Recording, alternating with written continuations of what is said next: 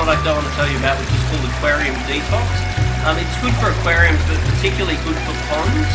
Now, typically with a pond like this, you'll get an amount of sediment or sludge, which will form in the bottom of the pond.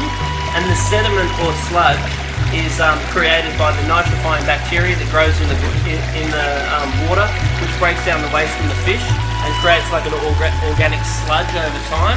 And quite often with a garden pond, it'll actually build up to be quite thick, and over time you can start to form what's called hydrogen sulfide underneath the sediment or the sludge that's building up, which is actually quite toxic to the fish if it's actually released.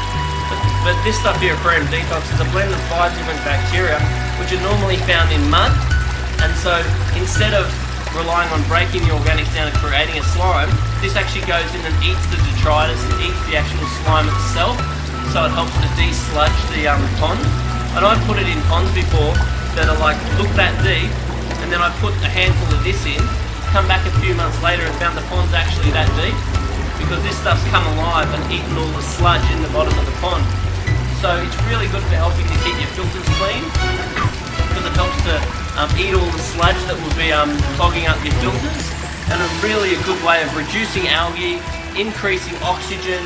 It just does a whole lot of good stuff, but it does work quite slowly, so don't expect to see results overnight.